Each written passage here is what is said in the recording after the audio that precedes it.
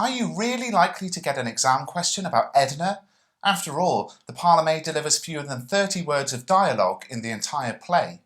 Whilst it's unlikely that you'll get an explicit question about Edna, you can still write about her in your answers to other themes and characters. For example, what if you have a question on class? Edna is the only working class character who actually appears on stage. Or what about a question on Mr. Burling or Mrs. Burling?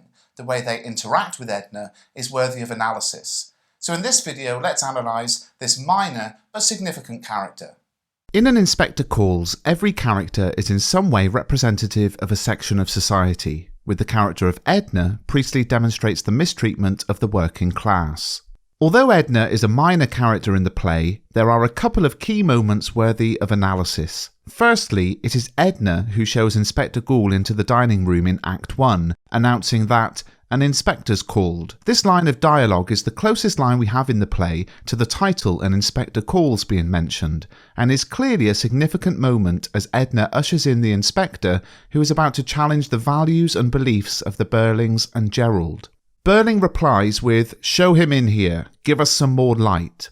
Now you might not have noticed this before, but in the plot of the play, it is Edna who changes the lighting in the room when the inspector arrives. The change of lighting on the stage moves from pink and intimate to brighter and harder. Here, Inspector Goole has a physical impact on the room, and the pink and intimate lighting can be seen as indicative of the overly optimistic, rose-tinted glasses through which the Burlings view their lives of middle-class privilege. Inspector Goole brings with him a harder sort of light, a spotlight of interrogation which will illuminate the truth. I look at that in more detail in my quotation songs videos, but right now the key thing to point out is that it is Edna who changes that lighting.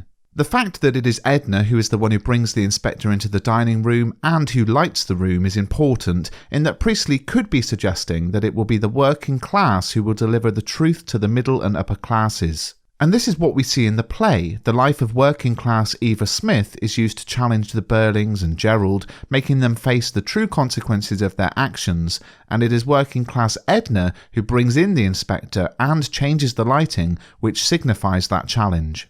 We don't only analyse characters through how they speak and act, but also through how other characters speak to or about them.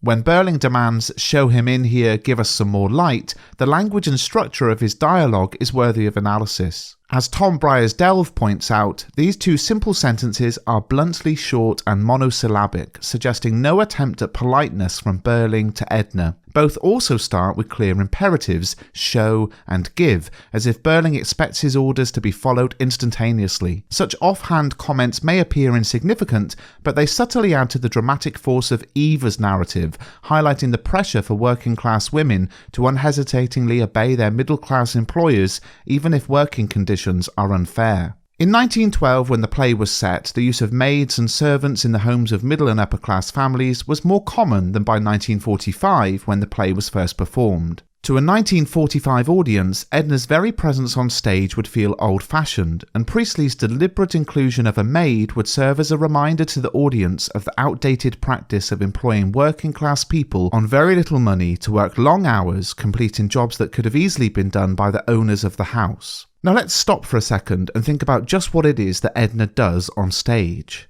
Edna is ordered to pour port, serve food, and answer the door. None of the tasks she completes require any special skill, and all could be done by the Burling family themselves. In fact, when Mr. Burling offers to answer the door himself late into Act 3, Mrs. Burling casually remarks, "Edna'll go, I asked her to wait up." This intrusion into Edna's life because of the situation the Burlings have found themselves in demonstrates how the Burlings see Edna as merely an employee, and do not care that their actions are impinging upon her well-being.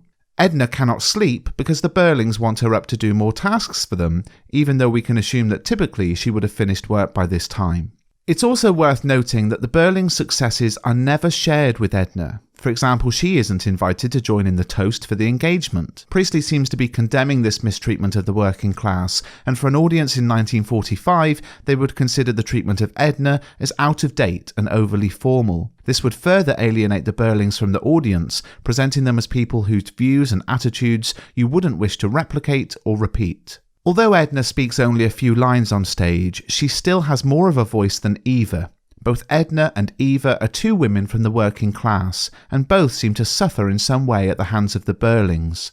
Eva never appears on stage, and yet her voice is channeled through Inspector Goole. When Goole tells the Burlings that there are millions and millions and millions of Eva Smiths and John Smiths, he's advocating for the absent Eva, who is unable to speak up for herself. However, there is also no one who speaks up for Edna. Edna's silence could be interpreted as symbolic of the lack of agency that the working poor had. Edna would not have had the same freedom of movement as those in the middle classes, and she would have been even more restricted due to living with the Burlings, and things being made awkward if she ever wanted to leave and ask for references. In 1912, employees didn't have the same working rights as they did in 1945, and the strengthening of the unions meant a contemporary audience would appreciate how precarious Edna's position would have been had she wished to leave. Priestley might not use Edna to say very much, but it is just as important to consider what isn't said when viewing Edna's significance in the play. The working poor suffered in many ways, and not all of them are obvious at first glance.